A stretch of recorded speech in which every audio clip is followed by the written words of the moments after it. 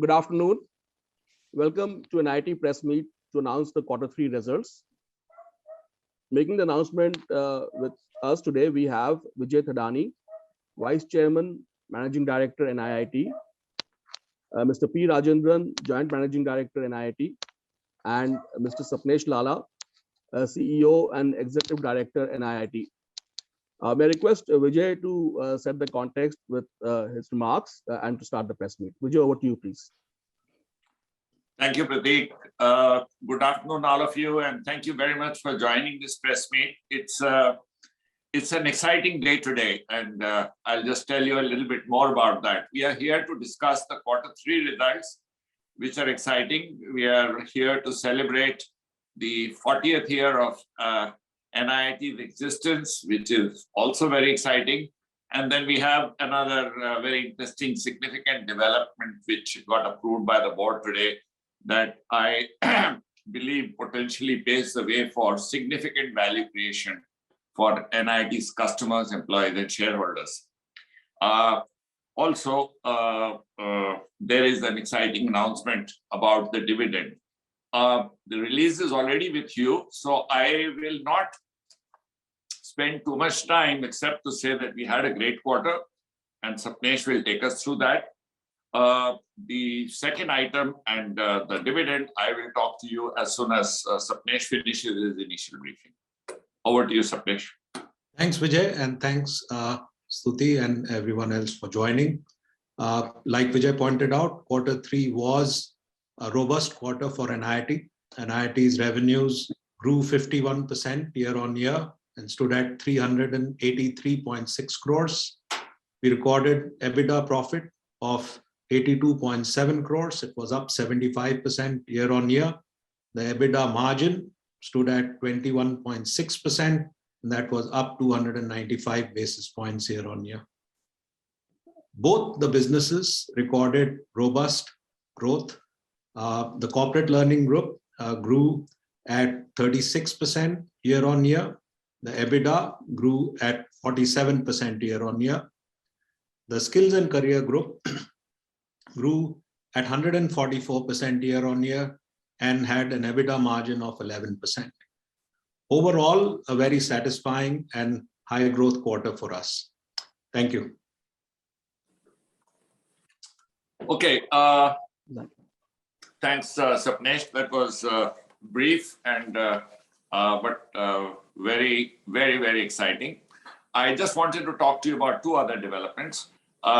One was the board discussed and approved reorganization of NIIT's business through a composite scheme of arrangement, which would result in the CLG business and the SNC business. CLG, the corporate learning groups, SNC, the skills and careers group business, to be reorganized as separately listed public companies. So this proposed scheme, which is a composite scheme with number of steps, is subject to necessary statutory and regulatory approvals, including the approval of National Company Law Tribunal, SEBI, stock exchanges, shareholders, and creditors. We believe this is a very exciting move which will create substantial value for our customers, for our employees, for our shareholders, and for all stakeholders of NIIT. The last announcement that I thought I would make is that on this occasion, and also looking at the excellent results as well as the 40th year celebrations, the board approved an interim dividend of ₹3 per share, which is 150% of the face value. Of course, it also makes sense since this will be prudent given the fact that after this, the company will be in the reorganization through the regulatory structure, and therefore would create opportunity for the new boards that emerge at the end of reorganization to declare future dividends. So I'll stop here and we'll be happy to take any questions that you may have. And I also have Mr. Rajendran, Joint Managing Director, joining me in this conference. So three of us will be happy to answer all your questions. Thank you, Vijay, for sharing the perspective. We're now open for any questions. and we are available for the same. Go ahead, please. Hi, I have a couple of questions. First is on what are the factors that have contributed to the 51% growth in revenues and over 30% growth in PAT? That's one. And second, attrition is a huge challenge for the IT industry currently. How do you see this situation, helping NIIT kind of tap into the opportunity? What's the opportunity that you see? And third is on, this decision to reorganize the business. What are the factors that have led you to this decision of, listing them as separate entities? Thank you. Sure. So I'll have Sapnesh answer the first two, and then, or maybe all three, if familiar. So I'll stay with the first two, and I'll let you answer the third. Okay. But I think from an overall perspective, two key factors contributing to the growth. The first was the acquisition that we did. We consummated on the 1st of October. RPS joined the NIIT family, and that contributed some to the growth. But the predominant growth came through significant expansion of the corporate learning business, as well as significant expansion of the skills and career business. Both the businesses grew significantly from a quarter-on-quarter perspective, as well as a year-on-year perspective, and had robust customer expansion in both the businesses. So very strong performance from a growth perspective of both businesses, paving the way where they have now established themselves and have the right to win across the segments that they serve.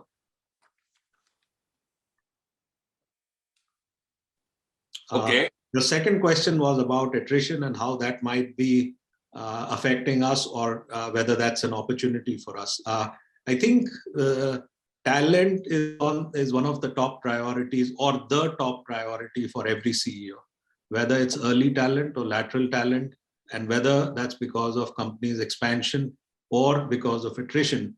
Talent is the top priority of every CEO.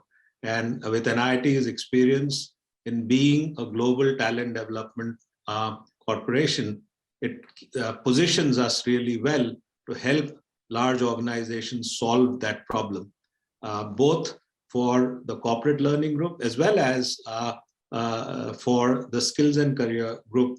It's a great opportunity. Both have the ability to solve talent problems at scale. Skills and career business in India is right in the middle of it.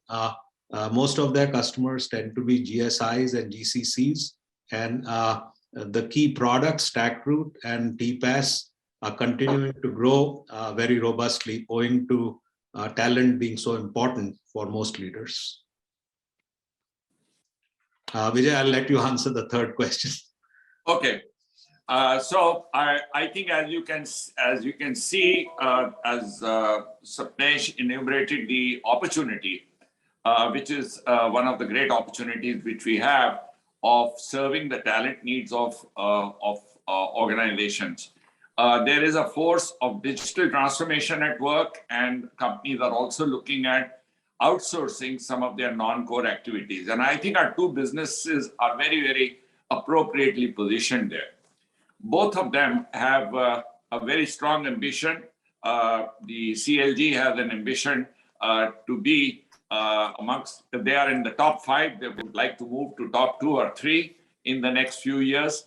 I think the skills and careers business, which has been undergoing a transformation over the last 2 years from a brick and mortar to a digital learning business, has now turned around to an extent that it has a right to regain its dominance in the education market as the most trusted brand, and with its strong relationships and a 10 million plus alumni.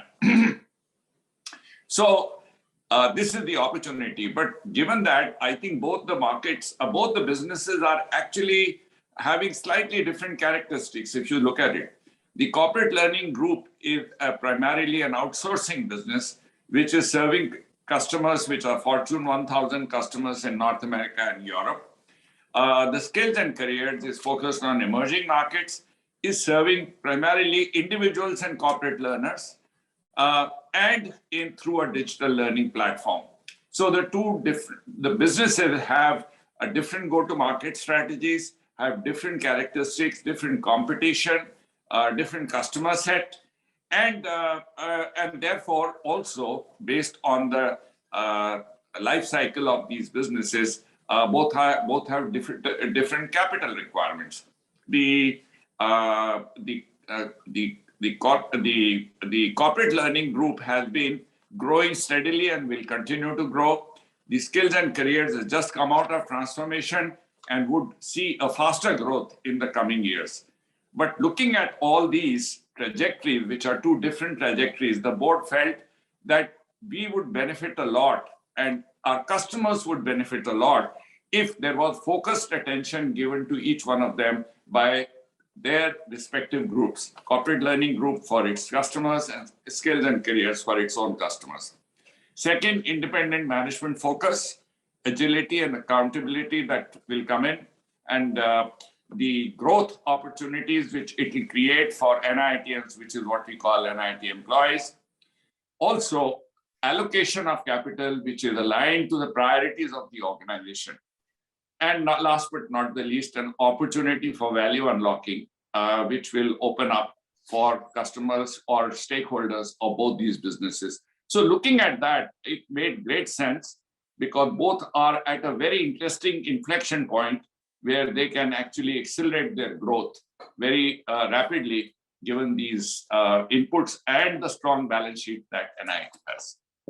So these are some of the rationale. I can talk to you more about that, but I'm sure all these details will become available to you over a period of time. Just one follow-on question in terms of, you mentioned that this transaction is subject to regulatory approvals, but is there a timeline that you have in mind by when you see this whole process being completed? Yeah, so say in a process like this, there is an appointed date, the date from where it will be deemed to be applicable, but it becomes applicable only once the approval comes in. So its appointed date, that's the technical term, is 1st of April 22. And we believe that this process may take most of next financial year. And depending on what the other disturbances in the environment are, as you know, right now we are going through a bit of uncertainty in terms of offices closing, opening, courts coming, meeting, not able to meet, etc. I think we should be fair that it would take between 10 to 12 months at the minimum, but may extend beyond that. Okay, thank you. Thank you, Stuti. Vijay, I think you'll have to take the call. We have Sapnesh and Mr. P. Rajendran available for further questions. That's fine. So I'll excuse myself, Pratik. Thank you.